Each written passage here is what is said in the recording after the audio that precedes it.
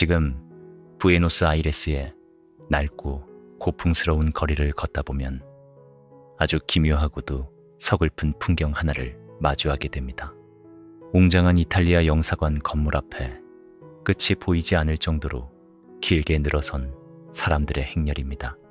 새벽 이슬을 맞으며 두꺼운 코트를 여미고 서 있는 이들은 대부분 20대에서 30대의 젊은 아르헨티나 청년들입니다. 그들의 표정에는 깊은 피로감과 함께 묘한 절박함이 서려 있습니다. 그리고 그들의 손에는 아주 오래된 서류 뭉치가 소중하게 들려 있습니다. 누렇게 바랜 증조 할아버지의 빛바랜 출생 증명서, 이탈리아 남부 캄파니아나 칼라브리아의 작은 마을 이름이 적힌 낡은 호적 등본, 그리고 오래전 잊혀진 가문의 세례 기록 같은 것들입니다. 이 젊은이들이 밤을 새워가며 며칠씩 줄을 서는 이유는 단 하나, 바로 이탈리아 여권을 얻기 위해서입니다.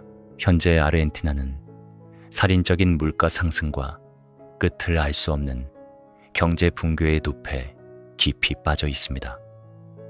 살인적인 화폐 가치는 하루가 다르게 휴지 조각이 되어가고 평범한 사람들의 일상은 벼랑 끝으로 내몰렸습니다.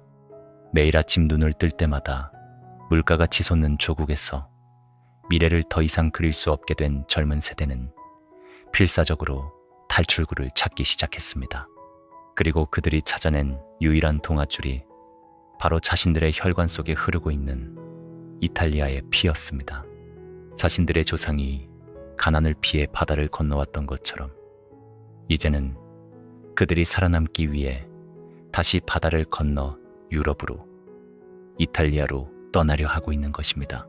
그런데 여기서 우리는 아주 거대한 역사적 모순 하나를 발견하게 됩니다. 전 세계 사람들에게 아르헨티나라는 나라는 스페인의 식민지였던 곳으로 굳게 각인되어 있습니다. 그들은 스페인어를 국어로 사용하며 겉보기에는 전형적인 히스패닉 문화권의 남미 국가처럼 보입니다. 하지만 인구 통계학적 수치를 깊이 들여다보면 우리는 전혀 다른 진실과 마주하게 됩니다. 오늘날 아르헨티나 전체 인구 4,600만 명 중에서 무려 60% 이상, 즉 2,500만 명이 넘는 사람들이 이탈리아계 혈통을 가지고 있습니다. 수도 부에노스아이레스의 전화번호부를 무작위로 펼쳐보면 절반 이상이 루시, 페라리, 콜롬보 같은 이탈리아식 성씨로 채워져 있을 정도입니다. 스페인의 지배를 오랫동안 받았던 나라에서 정작 스페인계보다 이탈리아계가 훨씬 더 방대한 비중을 차지하고 있는 것입니다. 이것은 세계 역사상 유래를 찾아보기 힘든 기이하고 압도적인 인구학적 미스터리입니다. 이탈리아는 단 한 번도 아르헨티나를 침공한 적이 없습니다. 무장한 군대를 파병하여 총칼로 영토를 빼앗거나 무력으로 식민 지배를 한 역사는 더더욱 없습니다. 그런데도 어떻게 대서양 반대편의 거대한 남미 국가가 사실상 이탈리아인들의 나라로 변모해버린 것일까요? 스페인어를 쓰는 아르헨티나 사람들의 심장 속에는 왜 이탈리아의 맥박이 뛰고 있으며 그들의 화려한 거리와 어두운 뒷골목에는 왜 이탈리아의 영혼이 짙게 스며들어 있는 것일까요? 이것은 단순히 이민자들이 많이 건너왔다는 건조한 문장 하나로는 결코 설명될 수 없는 한 국가의 정체성과 유전자가 통째로 뒤바뀐 거대한 역사적 사건이었습니다. 영사관 앞에 서 있는 저 끝없는 젊은이들의 행렬은 역사가 만들어낸 가장 얇고도 완벽한 아이러니입니다. 150년 전 굶주림과 극심한 가난에 시달리던 이탈리아 남부의 농부들은 살기 위해, 그야말로 생존하기 위해 고향을 등지고 아르헨티나행 화물선 밑바닥에 올랐습니다. 그들에게 아르헨티나는 젖과 꿀이 흐르는 약속의 땅이었고 새로운 삶을 시작할 수 있는 유일한 구원이자 마지막 희망이었습니다. 그런데 한 세기가 훌쩍 지난 지금 그 굶주렸던 이탈리아 농부들의 증손자들은 똑같이 살기 위해 무너져가는 아르헨티나를 탈출하기 위해 조상들의 핏줄을 증명하며 다시 이탈리아로 돌아가려 하고 있습니다. 가난을 피해주던 구원의 땅이 150년 만에 정반대로 완전히 뒤바뀌어 버린 것입니다. 아르헨티나라는 나라는 겉으로는 화려한 스페인의 옷을 입고 있지만 그 속살을 깊이 들여다보면 완전히 다른 질감과 온도로 이루어져 있습니다. 거리에서 들리는 특유의 노래하는 듯한 스페인어 억양, 주말 식탁 위에 당연하다는 듯이 오르는 파스타와 피자, 사람들의 다혈질적이고 열정적인 성향, 그리고 무엇보다 국가 권력이나 시스템보다는 가족을 중심으로 뭉치며 내부의 끈끈한 유대감을 더 신뢰하는 태도까지, 그 모든 사회적 특성의 뿌리는 마드리드가 아니라 로마와 나폴리, 그리고 시칠리아의 거친 뒷골목에 닿아 있습니다.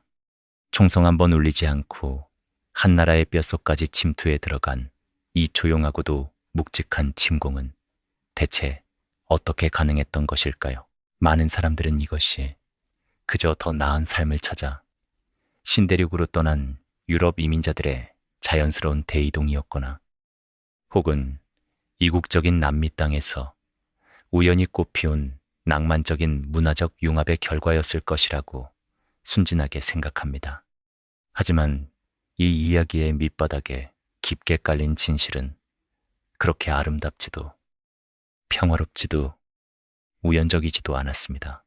이 거대한 인구 이동과 한 국가의 영혼이 완전히 뒤바뀐 사건의 이면에는 150년 전 아르헨티나를 지배하고 있던 극소수의 백인 엘리트 계급들이 기획했던 아주 차갑고 계산적이며 때로는 잔혹하기까지 했던 지정학적 음모가 숨겨져 있었습니다. 그들은 자신들의 나라를 통째로 뜯어고치기 위해 거대한 체스판을 짰고, 대서양 건너편의 사람들을 그 체스판의 소모품으로 사용하려 했습니다. 모든 것은 지구 반대편 유럽으로 날아간 아주 교묘하게 쓰여진 한 장의 초대장으로부터 시작되었습니다. 19세기 중반, 아르헨티나는 스페인으로부터 독립을 쟁취하고 광활한 영토를 확보했지만 심각한 내부적 딜레마에 빠져 있었습니다. 끝없이 펼쳐진 거대한 평원, 팜파스는 텅 비어 있었고, 그 광활한 대지를 떠도는 이들은 원주민들과 스페인계 혼혈 유목민인 가우초들 뿐이었습니다. 당시 아르헨티나의 정치와 경제를 장악하고 있던 극소수의 백인 엘리트 계급의 눈에 이들은 국가의 근대화를 가로막는 야만적이고 게으른 장애물에 불과했습니다. 엘리트들은 조국을 유럽의 선진국들처럼 세련되고 강력한 국가로 개조하고 싶어 했습니다. 당시 가장 영향력 있는 사상가이자 헌법의 기초를 닦았던 후안 바우티스타 알베르디는 통치하는 것은 곧 인구를 늘리는 것이라는 유명한 명제를 내세웠습니다. 하지만 그는 단순히 인구의 숫자만을 늘리려 했던 것이 아니었습니다. 그가 진정으로 꾀했던 것은 국가의 인종적, 문화적 유전자를 통째로 표백하여 갈아치우는 거대한 인종공학적 기획이었습니다. 아르헨티나 엘리트 계급이 꿈꿨던 이상적인 국가는 영국의 막강한 자본, 프랑스의 세련된 문화, 그리고 독일의 엄격한 규율이 흐르는 남미의 작은 유럽이었습니다. 그들은 금발머리에 푸른 눈을 가진 북서부 유럽의 근면한 농부들과 숙련된 기술자들이 아르헨티나로 대거 건너와 야만적인 땅을 개척하고 선진적인 자본주의와 문명화된 질서를 심어주기를 간절히 바랐습니다. 이 거대한 국가 표백 프로젝트를 완성하기 위해 그들은 1853년 새로운 헌법을 제정하며 유럽 이민자들을 적극적으로 환영한다는 조항을 아예 헌법에 명시했습니다. 정부는 막대한 예산을 들여 유럽 전역에 이민 모집관들을 파견했고, 아르헨티나로 오기만 하면 비옥하고 광활한 토지를 무상으로 나누어 주겠다는 그야말로 달콤하고도 파격적인 약속을 대대적으로 뿌리기 시작했습니다. 그러나 역사는 종종 권력자들의 오만한 계획을 가장 우스꽝스럽고 가혹한 방식으로 비웃곤 합니다. 아르헨티나 엘리트들이 국문을 활짝 열고 애타게 기다렸던 영국의 자본가들이나 독일의 엔지니어들은 굳이 미지의 남미 대륙으로 험난한 항해를 떠날 이유가 전혀 없었습니다. 그들은 이미 자신들의 고국에서 눈부신 산업혁명의 과실을 풍요롭게 누리고 있었기 때문입니다. 정작 아르헨티나 정부가 유럽에 뿌린 그 화려한 선전용 전단지를 절망적으로 움켜쥐고 항구로 몰려든 사람들은 아르헨티나 엘리트들이 전혀 예상하지도 못했고 결코 원하지도 않았던 부류의 사람들이었습니다. 그들은 바로 극심한 기아와 구조적인 빈곤에 허덕이던 남부 이탈리아의 헐벗은 소작농들이었습니다. 1861년 이탈리아는 마침내 기나긴 분열을 극복하고 통일을 이루어냈지만 그 영광의 빛은 북부 지역의 산업 도시들에만 머물렀습니다. 칼라브리아, 시칠리아, 이에스큰데, 감파니아, 바실리카타 같은 남부 지역의 현실은 참혹함 그 자체였습니다. 통일정부는 북부의 산업화를 지원하기 위해 남부의 영세한 농민들에게 가혹한 세금을 거두어들였고, 전통적인 공유지는 귀족과 신흥 지주들에게 넘어가 무자비하게 사유화되었습니다. 대대로 작은 땅을 일구며 간신히 생계를 유지해왔던 남부의 소작농들은 하루아침에 생존의 벼랑 끝으로 내몰렸습니다. 굶주림은 일상이 되었고 전염병과 지주들의 착취는 멈추지 않았습니다. 이탈리아 통일이라는 위대한 역사적 위협은 역설적이게도 남부 농민들에게는 새로운 희망이 아닌 완벽한 파멸을 선고하는 사형 집행장과도 같았습니다. 바로 그 짙은 절망의 밑바닥에서 아르헨티나 이민국 직원들이 뿌린 전단지는 하늘에서 내려온 구원의 동아줄처럼 보였습니다. 그 조잡하게 인쇄된 종이에는 남미의 거대한 평원에 비옥한 땅이 끝없이 널려 있으며 누구든 오기만 하면 지주가 되어 부를 축적할 수 있다는 환상적인 거짓말들이 적혀 있었습니다. 이탈리아 농민들은 아르헨티나가 자신들을 환영하는 진짜 이유가 단지 팜파스에서 일할 값싸고 순종적인 소모품 노동력이 필요해서라는 사실을, 혹은 원주민을 밀어내기 위한 인구학적 방패막이가 필요해서라는 냉혹한 진실을 전혀 알지 못했습니다. 그저 고향에 남아 자식들이 굶어 죽는 것을 지켜보느니 미지의 땅에 모든 것을 걸어보는 편이 낫다는 처절한 생존 본능만이 그들을 움직였습니다. 백인 우월주의와 국가 개조라는 환상에 사로잡혀 있던 아르헨티나의 권력자들은 막상 남부 이탈리아인들이 때를 지어 몰려오자 당혹감을 감추지 못했습니다. 그들은 남부 이탈리아인들을 가리켜 문명화에 전혀 도움이 되지 않는 무지몽매하고 미개한 무리라고 노골적으로 경멸했습니다. 하지만 광활한 영토를 채우고 멈춰있는 국가 경제를 돌릴 노동력이 턱없이 부족했기 때문에 그들은 혐오감을 삼키며 밀려드는 이탈리아인들의 입국을 묵인할 수밖에 없었습니다. 권력자들은 치명적인 착각을 하고 있었습니다. 그들은 자신들이 이 무식하고 가난한 농민들을 완벽하게 통제하고 부려먹을 수 있을 것이라고만 믿었지. 이들이 훗날 아르헨티나의 정체성 자체를 집어삼키고 권력의 지형을 뒤흔들 거대한 해일이 될 것이라고는 상상조차 하지 못했던 것입니다. 모든 기만과 오해가 교차하는 가운데 결국 돌아갈 곳 없는 가난한 아버지들은 낡은 가재도구와 보잘것없는 가축들을 헐값에 팔아치웠습니다. 그리고 생애 처음으로 고향 마을을 떠나 항구로 향하는 기차에 지친 몸을 실었습니다. 제노바와 나폴리의 항구에는 희망과 공포가 뒤섞인 매캐한 석탄 연기가 피어오르고 있었습니다. 남미의 약속된 땅을 향해 출항하는 거대한 증기선의 백고동 소리가 무겁고도 슬프게 울려 퍼졌습니다. 그들은 단지 살아남기 위해 자신들의 인생을 걸고 가족의 목숨을 걸고 그 크고 낯선 배에 올랐습니다. 하지만 배가 tum을 올리고 검푸른 바다로 나아가는 그 순간까지도 아무도 알지 못했습니다. 약 한 달 뒤 남대서양의 거친 파도를 뚫고 도착하게 될 그곳에서 그들을 기다리고 있는 것이 젖과 꿀이 흐르는 비옥한 농토가 아니라 피와 땀을 쥐어짜는 지옥 같은 현실이라는 사실을 말입니다. 1888년 이탈리아 제노바 항구. 매캐한 바닷바람 사이로 땀 냄새와 눈물이 뒤섞인 비릿한 냄새가 진동합니다. 부두에는 나무 괴짝과 밧줄로 꽁꽁 묶인 낡은 가방을 든 수천 명의 가족들이 발 디딜 틈 없이 모여 있습니다.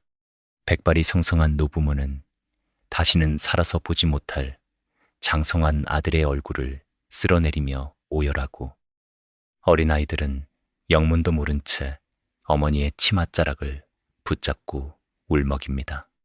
이 거대한 이별의 군상 한가운데에는 이탈리아 빈농들을 남미로 실어 나를 거대한 증기선이 검은 연기를 내뿜으며 서 있습니다. 이 배에 오르기 위해 그들이 지불한 뱃배는 평균 80에서 120리라였습니다. 당시 남부 이탈리아의 소작농이 꼬박 몇 달, 길게는 1년 내내 뼈 빠지게 일해야만 간신히 만질 수 있는 천문학적인 거금이었습니다. 이들은 낭만적인 모험을 떠나는 위대한 개척자들이 아니었습니다. 고향에 남는 것은 곧 대를 이은 빈곤과 굶어 죽는 것을 의미했기에 살기 위해 발버둥치는 처절한 피난민에 불과했습니다. 어떤 가족은 대대로 내려오던 한 줌의 땅과 가축을 전부 팔아치웠고, 어떤 이들은 아르헨티나에 도착해 평생 갚겠다는 절망적인 약속을 남긴 채 엄청난 빚을 졌습니다. 모든 것을 내던져 구한 그 낡은 종이 티켓은 새로운 삶을 향한 입장권이었지만 동시에 스스로를 바다 위 감옥에 가두는 지옥행 티켓이기도 했습니다.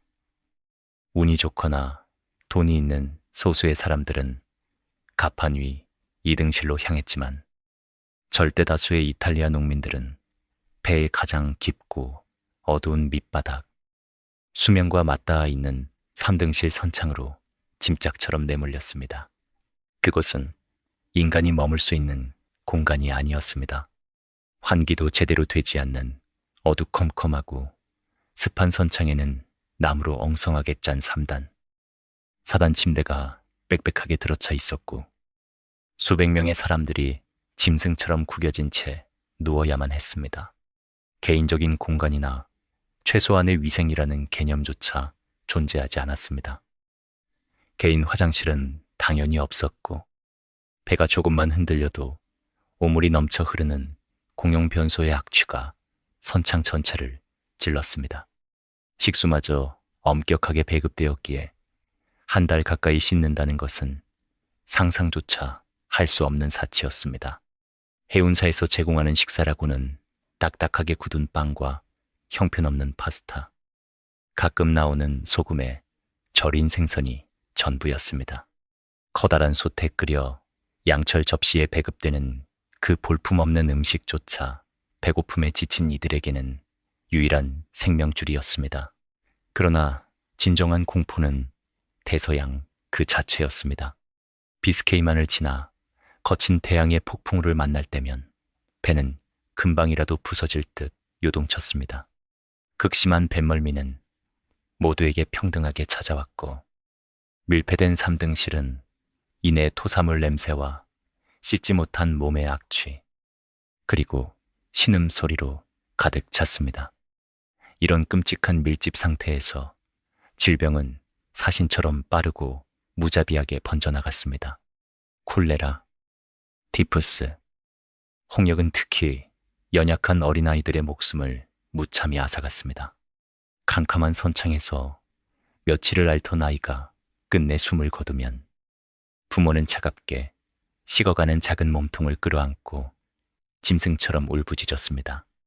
하지만 전염의 공포 때문에 제대로 된 장례를 치를 시간조차 주어지지 않았습니다. 싸늘한 시신은 거친 캔버스 천에 둘러싸인 채 짧은 기도와 함께 어둡고 차가운 대서양 바다 한가운데로 무참히 던져졌습니다. 수많은 가족들이 약속의 땅을 밟아보기도 전에 바다 위에서 산산조각 났습니다. 이 끔찍한 생지옥 속에서도 인간의 존엄과 연대마저 완전히 질식하지는 않았습니다. 절망의 한가운데서 사람들은 자신에게 남은 마지막 빵 한 조각을 부모 잃은 고아에게 나누어 주었고, 두려움에 떠는 옆자리에 모르는 이에게 기꺼이 어깨를 내어 주었습니다.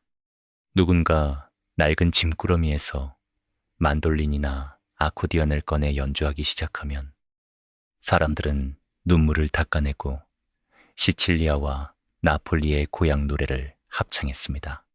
그것은 성난 파도 소리와 아이들의 울음소리를 덮기 위한 처절한 몸부림이자 우리가 아직 살아있다는 것을 서로에게 증명하려는 슬픈 의식이었습니다. 고통으로 점철된 그 길고 긴 밤들은 이 낯선 이탈리아 빈민들을 하나의 거대한 운명 공동체로 같은 상처를 공유한 핏줄로 서서히 묶어내고 있었습니다. 그리고 30여 일의 영원 같았던 시간이 흐른 어느 날, 남반구의 낯선 별자리가 밤하늘을 수놓고 마침내 뱃머리에서 육지가 보인다는 고함이 터져 나왔습니다. 사람들은 비틀거리며 좁은 갑판으로 쏟아져 나와 수평선 너머로 흐릿하게 모습을 드러낸 아르헨티나의 해안선을 보며 오열했습니다. 지옥 같았던 바다를 마침내 살아서 건너온 것입니다.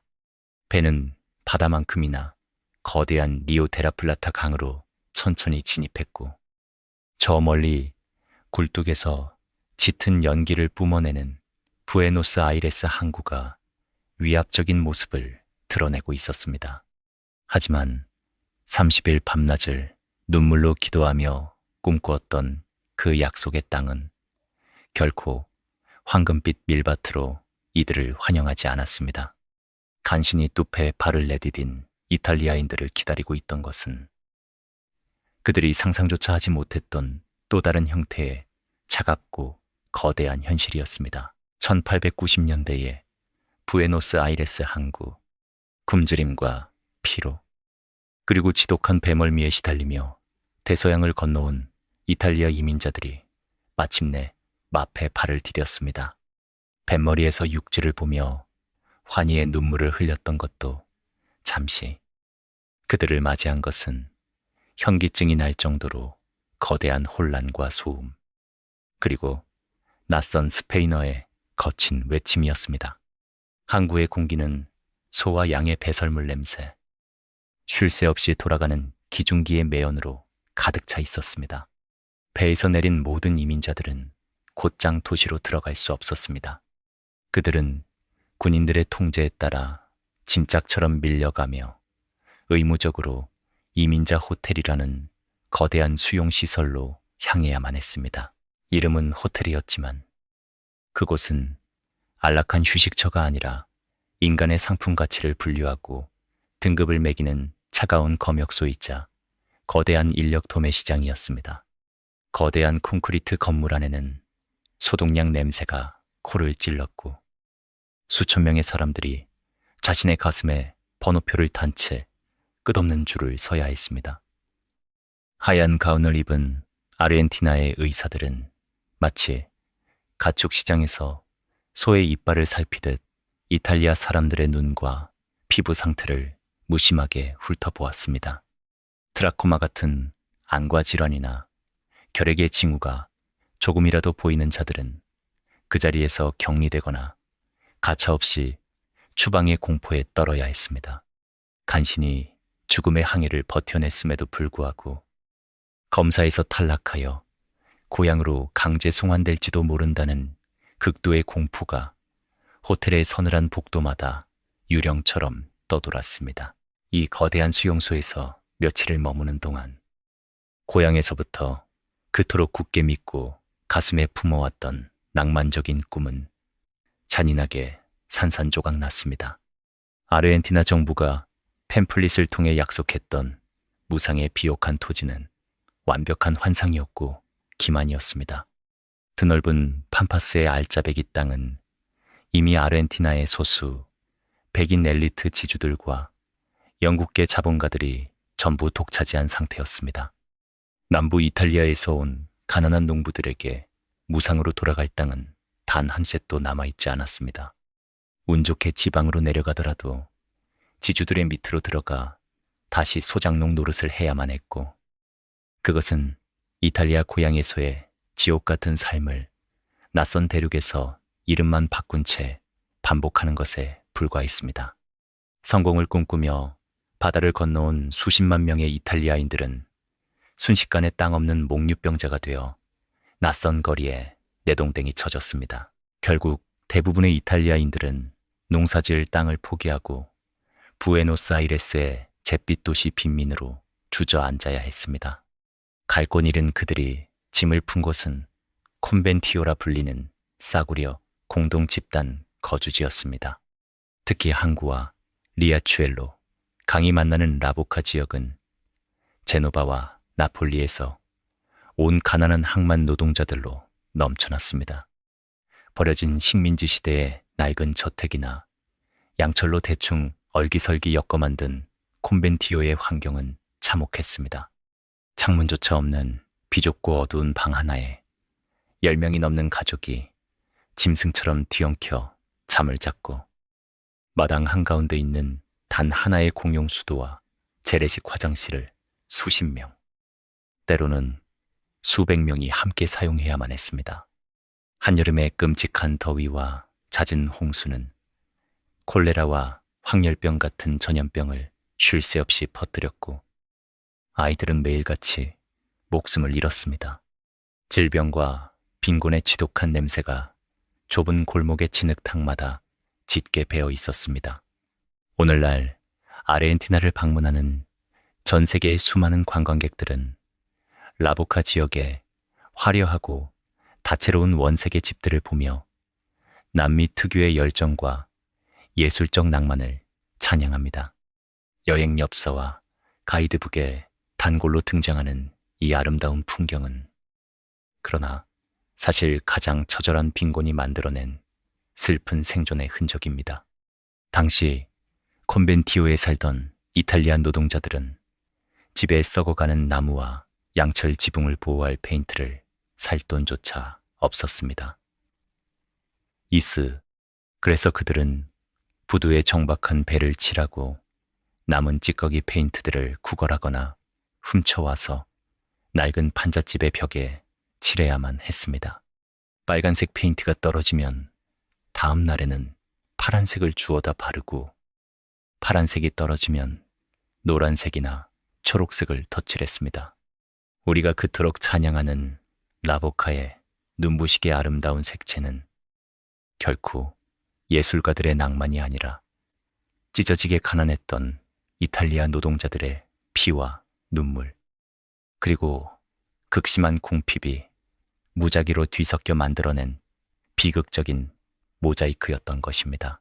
엘리트들의 차가운 멸시와 지독한 가난 속에서 이탈리아 이민자들은 낯선 도시의 가장 어두운 밑바닥에 철저하게 버려졌습니다.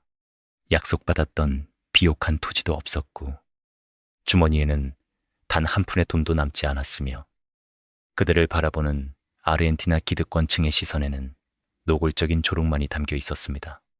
하지만 이 철저하게 고립된 낯선 땅에서 살아남기 위해 이 버림받은 사람들은 절망하는 대신 자신들에게 유일하게 남은 무기를 꺼내들기 시작했습니다.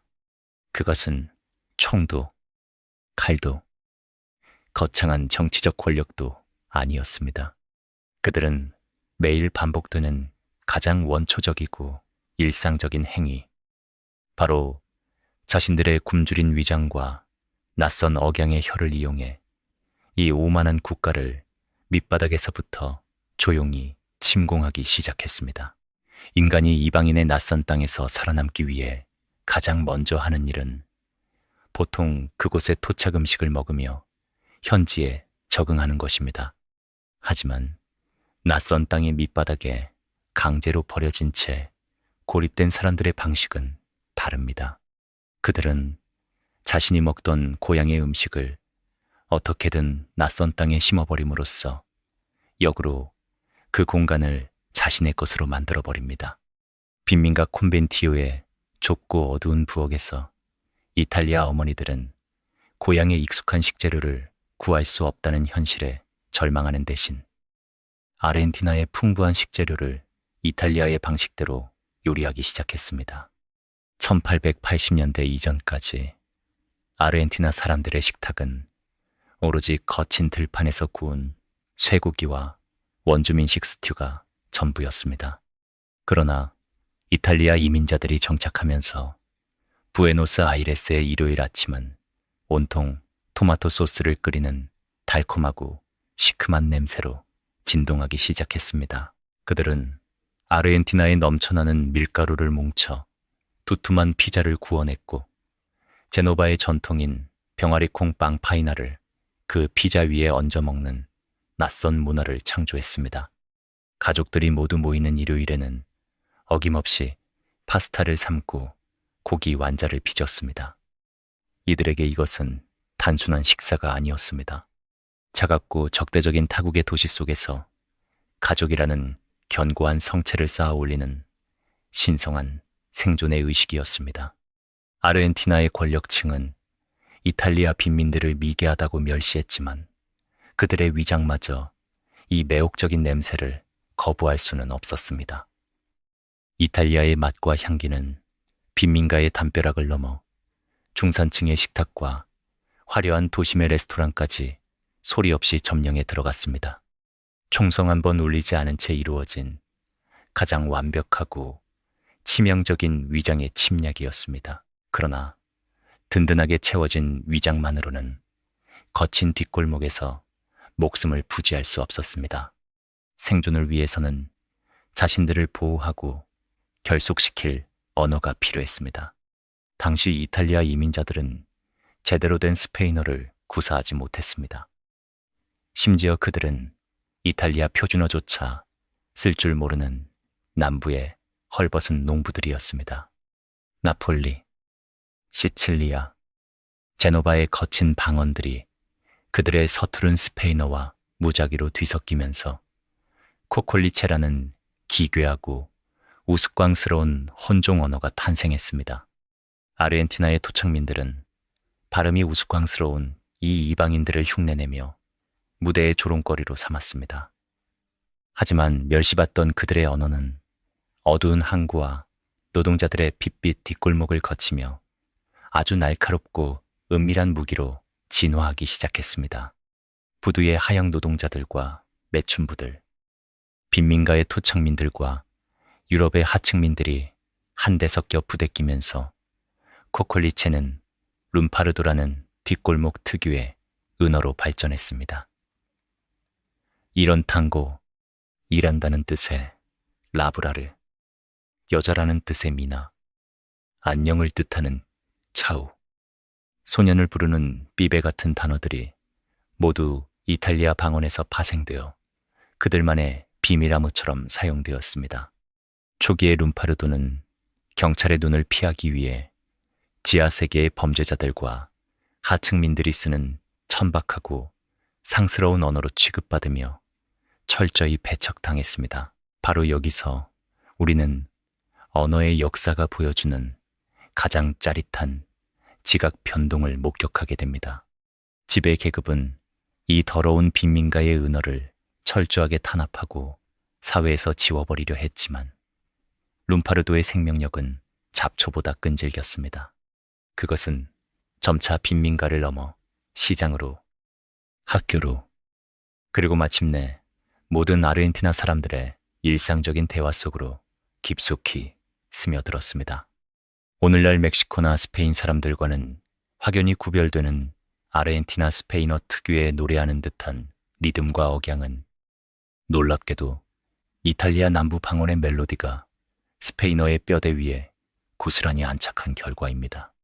도둑들과 가장 밑바닥, 노동자들의 비밀 암호가 100년의 세월을 거치며 아르헨티나라는 거대한 국가의 가장 매혹적이고 상징적인 목소리로 화려하게 부활한 것입니다.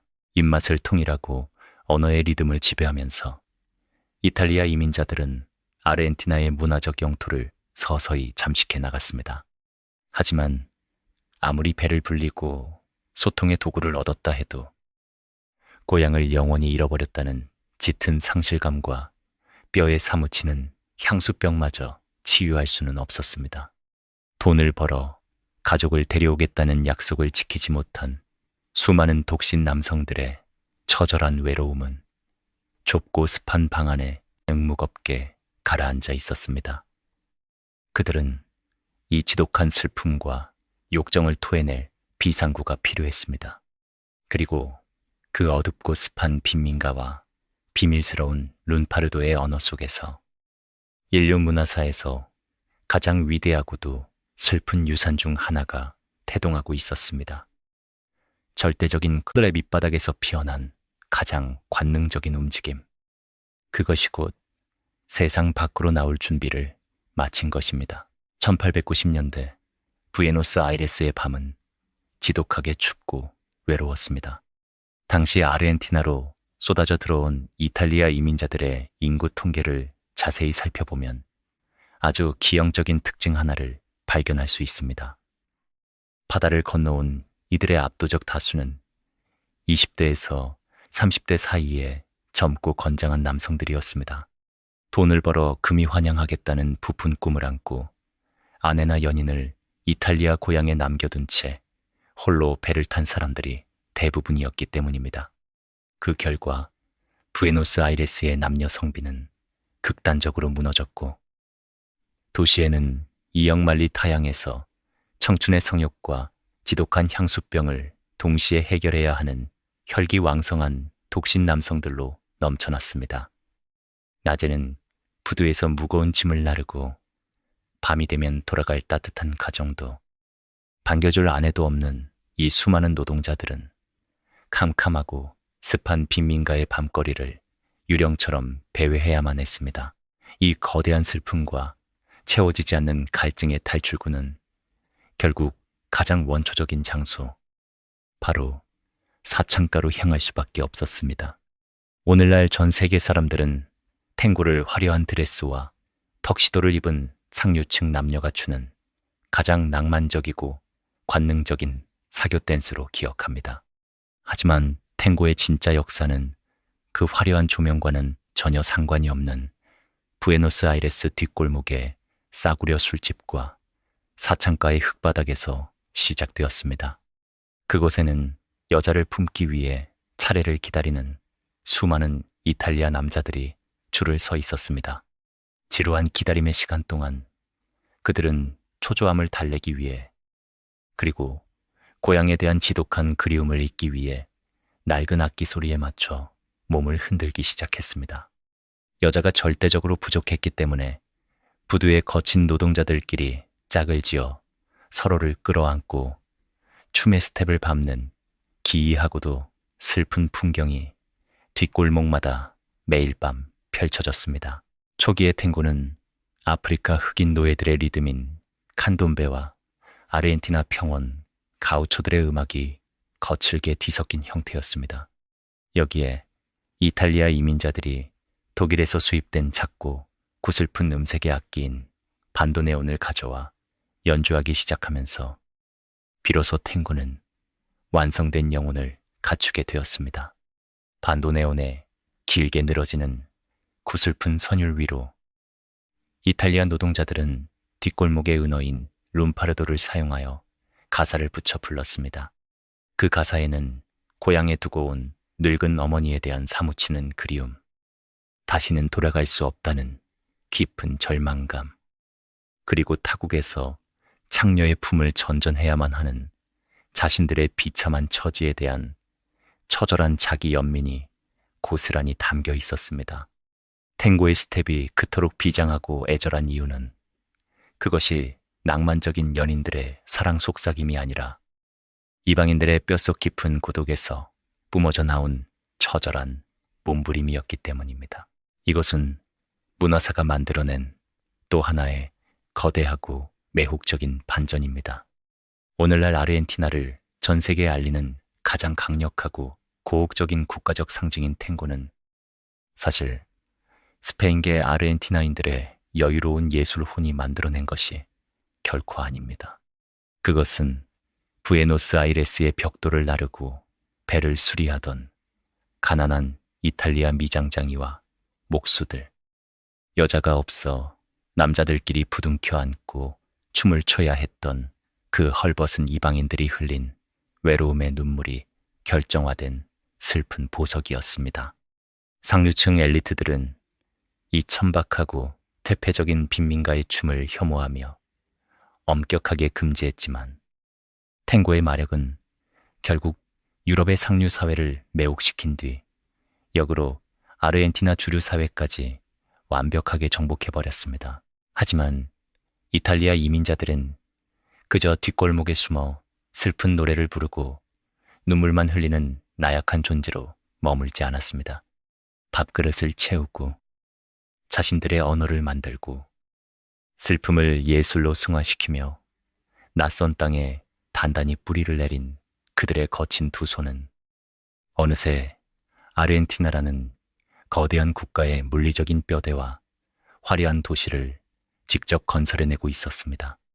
그리고 자신들의 피와 땀으로 조국보다 더 거대한 부를 창조해낸 순간 이 빈민들은 마침내 고개를 들어 이 오만한 국가의 가장 치명적인 급소를 노려보기 시작했습니다. 그들은 단지 살아남는 것을 넘어서서 마침내 자신들이 마땅히 누려야 할 권력을 쟁취하기 위한 투쟁을 준비하고 있었습니다. 어두운 뒷골목에서 애절한 탱고를 부르며 눈물 짓던 나약한 이민자들의 이미지는 이 거대한 이주 역사의 아주 작은 파편에 불과합니다. 아침이 밝아오면 그들은 슬픔을 거두고 세상에서 가장 강인하고 거친 노동자로 돌변했습니다. 1880년부터 제1차 세계대전이 발발하기 전까지 아르헨티나는 세계에서 가장 부유한 10개의 국가 중 하나로 급부상하며 역사적인 황금기를 누렸습니다. 끝없는 팜파스에서 쏟아져 나오는 소고기와 밀을 유럽으로 수출하며 아르헨티나의 소수 엘리트 지주들은 파리와 런던의 귀족들조차 부러워할 만큼 사치스럽고 오만한 삶을 만끽했습니다.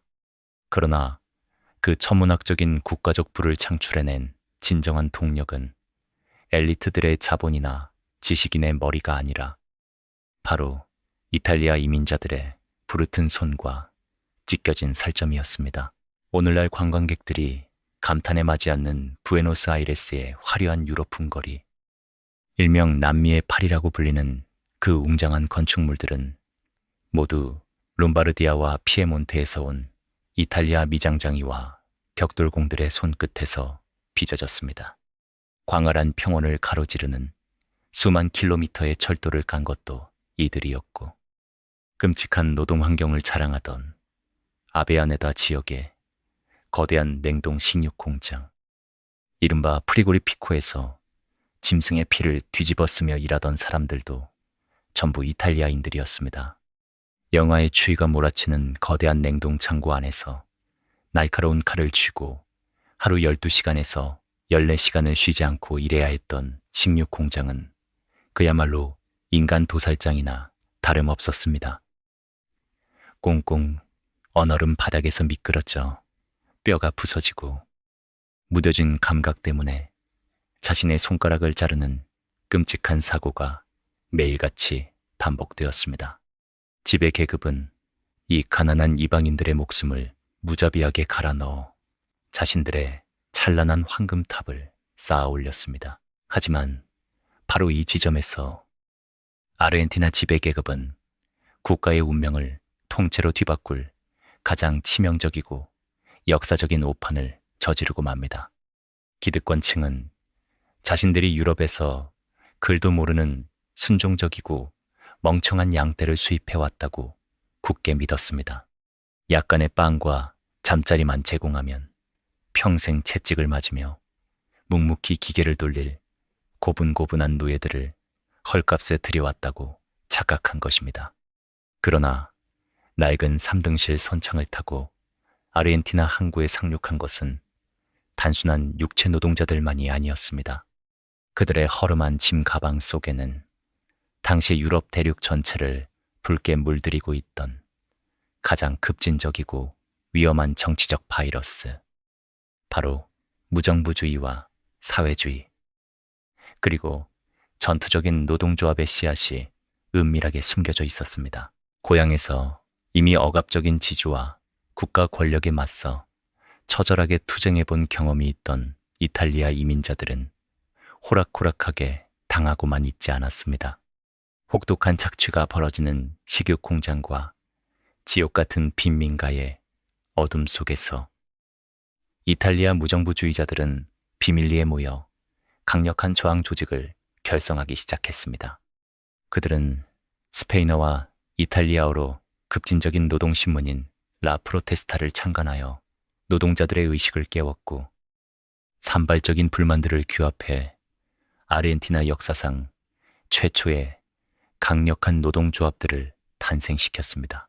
분노의 불꽃은 머지않아 도시 전체를 뒤흔드는 거대한 폭발로 이어졌습니다. 1907년 빈민가의 살인적인 집세 인상에 분노하여 일어난 대규모 세입자 파업의 최전선에는 빗자루와 냄비를 들고 무장 경찰에 맞서 싸운 이탈리아 여성들이 있었습니다.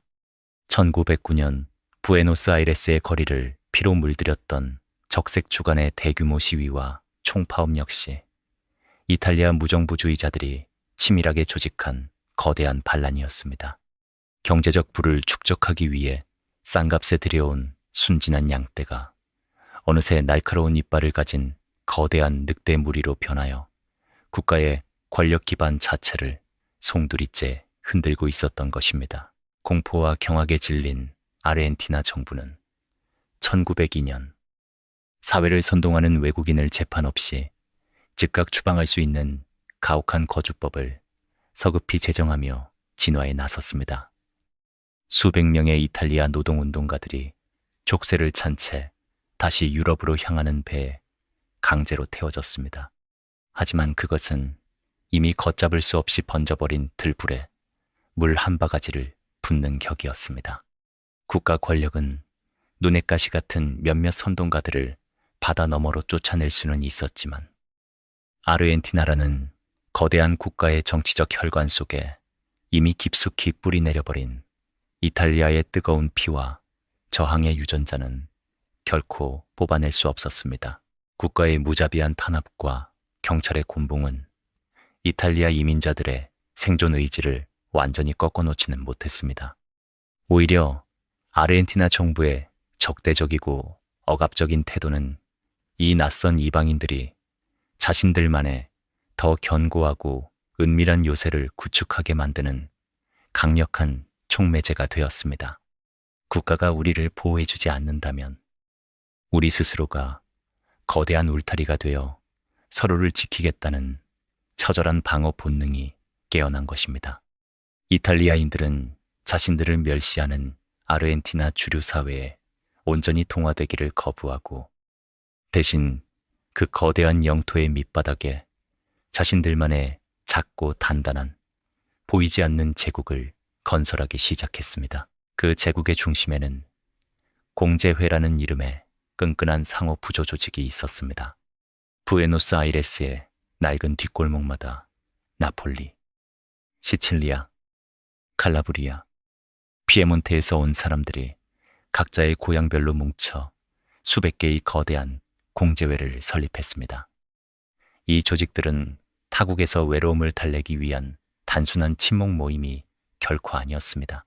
그들은 매달 노동으로 번 푼돈을 모아 자신들만의 전용 병원을 세웠고 자녀들에게 스페인어가 아닌 이탈리아의 역사와 언어를 가르치는 독립적인 학교를 지었으며 심지어 가난한 동양 사람들에게 싼 이자로 돈을 빌려주고 사업을 돕는 독자적인 금융 시스템까지 구축했습니다.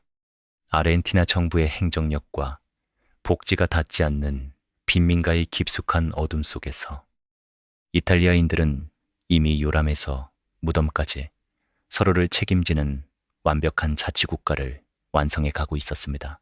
이 거대하고 은밀한 요새를 하나로 묶어준 또 다른 강력한 접착제는 바로 축구였습니다. 부두와 공장에서 고된 노동을 마친 이탈리아의 젊은이들은 공터에 모여 둥근 공을 차며 타국에서의 억눌린 분노와 스트레스를 짐승처럼 발산했습니다. 축구는 헐벗은 노동자들에게 허락된 유일한 오락이자 자신들의 존재감을 세상에 증명하는 신성한 전쟁이었습니다.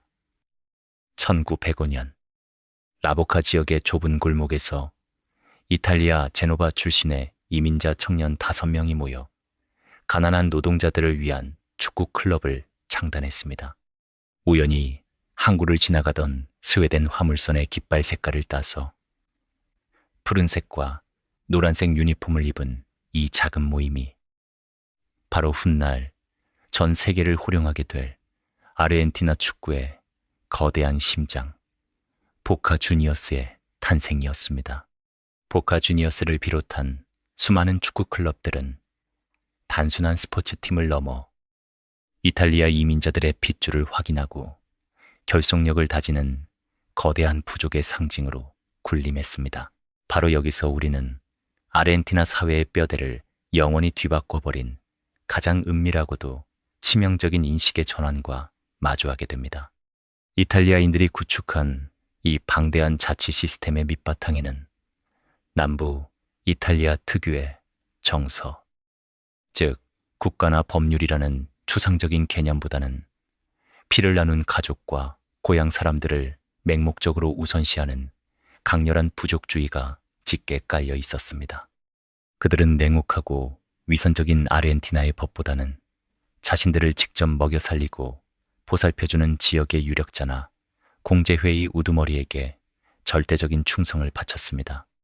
이것은 과거 이탈리아 남부의 척박한 땅에서 마피아라는 조직을 잉태했던 바로 그 은밀하고도 끈끈한 후견인주의의 완벽한 남미식 복사판이었습니다. 결국 아르헨티나의 기득권층이 오만함에 빠져 전혀 눈치채지 못하는 사이 그들의 화려한 수도 한복판에는 아르헨티나 정부의 헌법보다 이탈리아 형제들의 의리와 내부 규율이 훨씬 더 강력하게 작동하는 거대한 국가 안의 국가가 퓰리를 틀고 있었습니다. 이탈리아인들은 겉으로는 스페인어를 쓰며 아르헨티나 국기에 경례했지만 그들의 내면과 일상은 여전히 로마와 나폴리의 핏빛 법칙을 충실히 따르고 있었습니다.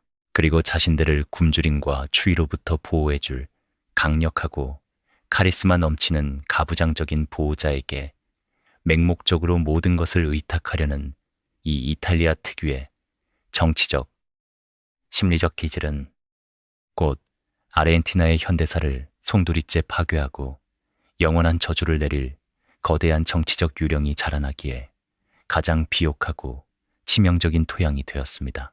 이탈리아 이민자들의 핏줄 속에 깊이 각인된 그 강렬한 후견. 인주의와 끈끈한 부족주의는 시간이 흐르면서 빈민가의 좁은 어둠을 벗어나 아르헨티나 정치의 가장 높은 심장부를 향해 맹렬하게 기어 올라가기 시작했습니다. 1940년대에 이르러 이탈리아 이민 1세대와 그들의 자녀인 2세대는 더 이상 이방인이 아니었습니다. 그들은 아르헨티나 노동 계급과 신흥 중산층의 절대 다수를 차지하는 그 누구도 무시할 수 없는 거대한 정치적 세력으로 성장해 있었습니다. 그리고 바로 이 시기, 이 방대한 군중의 억눌린 분노와 정치적 갈망을 정확하게 꿰뚫어 본 한 명의 카리스마 넘치는 군인이 역사의 전면에 화려하게 등장합니다. 그가 바로 아르헨티나 현대사를 영원한 분열과 포퓰리즘의 늪으로 끌고 들어간 인물, 후안 도밍고 페론입니다. 전 세계 수많은 학자들이 페론주의라 불리는 이 강력하고 기이한 정치 운동을 아르헨티나 고유의 현상으로 분석하지만 그것은 역사의 절반만을 보는 피상적인 시각입니다. 페론이 대중의 마음을 사로잡았던 그 열정적이고 감정적인 연설, 노동조합을 거대한 정치적 무기로 활용하는 방식, 그리고 지도자와 대중 사이의 맹목적이고도 가부장적인 유대감은 놀랍게도 이탈리아 남부의 정치적 기질과 소름 끼칠 정도로 완벽하게 일치했습니다. 페로는 영리했습니다. 그는 자신을 합리적이고 차가운 국가의 통치자가 아니라 가난한 자들을 보살피고 빵을 나누어 주는 거대하고 자애로운 후견인, 즉 절대적인 보호자이자 아버지로 포장했습니다. 국가의 합리적인 시스템이나 차가운 법률의 보호를 단 한 번도 받아본 적이 없었던 이탈리아계 노동자들에게 페론과 그의 아내 에비타는 자신들의 고통을 어루만져주는 완벽한 구세주였습니다. 5월 광장에 수십만 명이 모여 눈물을 흘리며 지도자의 이름을 열광적으로 연호하는 풍경은 과거 나폴리나 시칠리아의 광장에서 수호 성인에게 기적을 빌며 오열하던 광신적인 종교 행사와 다를 바가 없었습니다. 맹목적인 정치적 충성을 바치면 그 대가로 일자리와 국가의 혜택으로 보상받는 철저한 후견인주의 시스템이 국가 전체를 추참해는 거대한 거미줄처럼 짜였습니다. 이것은 이탈리아 빈민들이 라보카의 콘벤티오에서 서로를 보호하기 위해 만들었던 그 생존의 방식이 국가 단위의 거대한 정치 체제로 무섭게 진화하고 팽창한 결과였습니다. 그리고 이 지점에서 우리는 역사가 빚어낸 가장 잔혹하고 기막힌 인지적 반전과 마주하게 됩니다. 제2차 세계대전이 끝난 후 정작 바다 건너 진짜 이탈리아는 눈부신 경제 기적을 이루며 현대적이고 합리적인 유럽의 선진국으로 탈바꿈했습니다. 과거의 지독한 가난과 혼란을 마침내 극복한 것입니다. 하지만 그들이 100년 전에 배에 실어 대서양 너머로 내버렸던 그 낡고 병든 이탈리아의 유전자, 즉 감정적인 포퓰리즘, 국가의 시스템보다 파벌의 이익을 우선시하는 파괴적인 정치 문화는 아르헨티나라는 거대한 숙주의 몸속에 고스란히 남아 완벽하게 화석화되어 버렸습니다. 한때 세계에서 가장 부유했던 국가 중 하나였던 아르헨티나는 역설적이게도 19세기 이탈리아 남부의 가장 암울하고 혼란스러웠던 정치적 패습을 영원히 반복하는 거대한 타임캡슐로 전락하고 만 것입니다. 지도자의 달콤한 약속과 무분별한 선심성 정책들은 결국 국가의 곳간을 텅 비게 만들었습니다. 유럽을 먹여 살리던 황금의 땅은 끝없는 인플레이션과 막대한 외채, 그리고 멈추지 않는 경제적 파탄이라는 깊은 수렁 속으로 서서히 그러나 확실하게 가라앉기 시작했습니다. 한 세기 전 가난한 이탈리아 농부들이 그토록 벗어나고자 발버둥 쳤던 그 지독한 빈곤과 절망의 저주가 모습을 바꾸어 그들의 자손들이 살아가는 새로운 조국의 하늘 위를 짙게 뒤덮은 것입니다. 부유했던 제국은 서서히 무너져 내렸고 화려했던 부에노스아이레스의 거리는 다시 생존을 걱정하는 사람들의 깊은 한숨으로 채워졌습니다. 그리고 이 길고 고통스러운 몰락의 끝자락에서 150년의 세월을 관통하는 가장 비극적이고 얄곳은 역사의 수레바퀴가 다시 한번 무겁게 돌아갈 준비를 하고 있었습니다. 그 수레바퀴가 잔인하게 향하고 있는 곳은 놀랍게도 이 모든 슬픈 이야기가 처음 시작되었던 그곳. 바로 이야기의 첫 장면이었습니다. 이제 우리는 기나긴 150년의 시간 여행을 마치고 다시 이 이야기의 가장 처음 시작되었던 첫 장면으로 돌아옵니다. 부에노스아이레스의 낡은 이탈리아 영사관 앞에서 새벽 이슬을 맞으며 끝없는 줄을 서 있던 젊은이들의 무거운 침묵. 처음에는 그저 살인적인 인플레이션과 경제적 붕괴를 피해 도망치려는 현대 아르헨티나 청년들의 우울한 단면으로만 보였던 그 풍경이 이제는 완전히 다른 거대한 역사의 무게로 우리의 가슴을 짓누르기 시작합니다. 그들의 손에 꼭 쥐어져 있는 낡은 서류 뭉치들은 단순한 행정 서류가 아닙니다. 그것은 19세기 후반 지독한 가난과 굶주림을 피해 지옥 같은 화물선 밑바닥에 몸을 실어야만 했던 그들의 증조 할아버지 주세페와 마리아가 남긴 피와 눈물의 영수증입니다. 2020년대의 아르헨티나는 끝을 알 수 없는 추락을 거듭하고 있습니다. 상점의 가격표는 하루가 다르게 교체되고 평범한 노동자들의 월급은 손에 쥐는 순간 휴지 조각으로 변해버립니다. 텔레비전에서는 매일같이 정치인들이 거창한 구호를 외치지만 거리를 걷는 사람들의 눈빛에는 이미 국가라는 시스템에 대한 어떤 신뢰나 희망도 남아있지 않습니다. 절망에 빠진 이탈리아 이민자들의 3세대, 4세대 후손들은 결국 살기 위해 다시 짐을 쌉니다.